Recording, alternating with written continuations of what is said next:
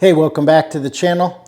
Today I want to talk about the Rogue Camber Bar 4, the Rogue CB4, which is this bar right here.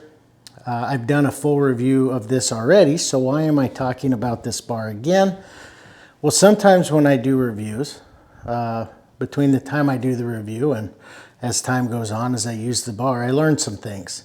And I've learned one very important thing about this bar that I wanted to share, so if you want to hear about it, stay tuned.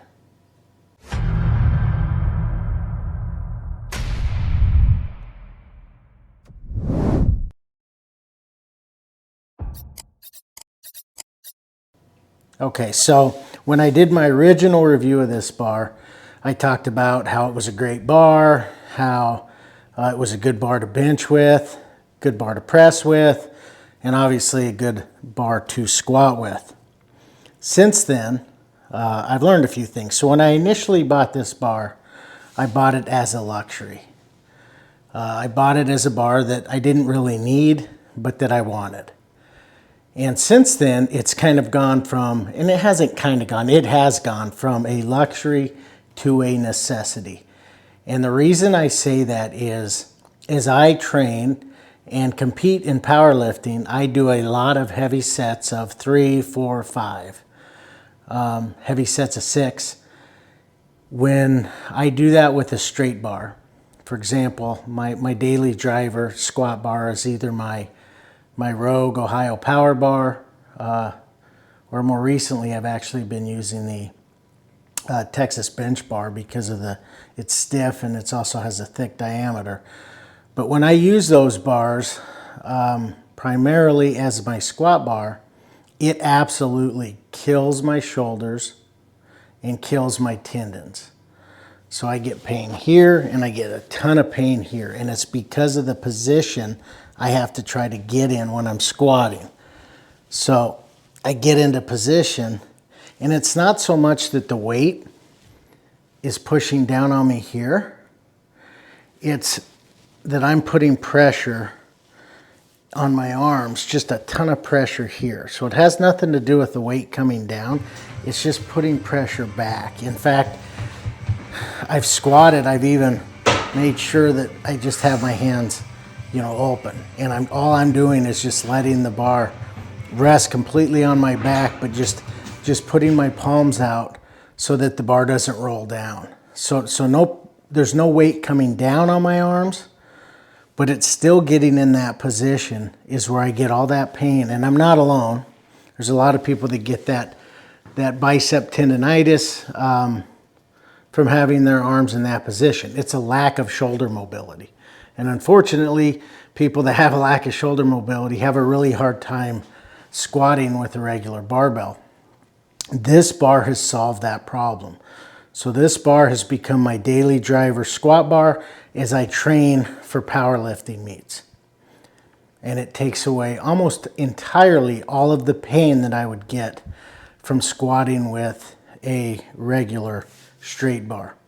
The other thing with this is I can squat, it's almost identical. My 1 rep max on this bar is my 1 rep max on my Ohio Power Bar. The movement feels the exact same, there's no difference. I mean, one thing I could do is just squat with the safety squat bar. That would solve the problem of, having pain in my shoulders and pain in my tendons. Well, a safety squat bar, the problem is, a safety squat bar more mimics a front squat and a high bar squat, kind of in the middle. More of a high bar squat mixed with a goblet squat, if you will. And it's a different movement. So I can't just do that movement as my main movement. I can do a safety squat bar as an accessory movement. But as I compete and prepare for powerlifting, I need to have that main squat movement, and this can replace, for about 90% of the time, my back squat. So instead of using a straight bar, I use this, and I can get my shoulders into position and alleviate that pain. And the reason I can do that, really, there's a couple reasons. So when you look at this bar, there's a 4.4 inch drop. So from here to the drop is 4.4 inches. It's a little bit less than that here, but it's enough of a drop that instead of me having to get like this, I can get like this, and that saves my shoulders. The other thing is it's a 55-inch wide bend, and what that means is essentially from here to here is about 55 inches. And the reason that most of the drop is right here, it keeps the bar from rolling in your J cup. It will roll if you play with it enough, but you can be done and it will stay there with weight on it too. And I'll show some footage of me unracking and racking it. It's sturdy right there. If you're using just normal J cups, or as you can see here, I'm using the Rogue version 2 monolith attachment. So it feels really good there. And there's an angle tolerance Rogue guarantees within 1/2 degree. And Rogue can do that because they have the technology to do that. So yeah, if you have any kind of shoulder issues or you get pain in your bicep tendons, this bar will become a necessity for you because you can squat with this bar without getting that pain. Right now the bar is $495 on Rogue. It's a great bar. If you want to see the full review that I did earlier, which I stand by, I'll post it in the description.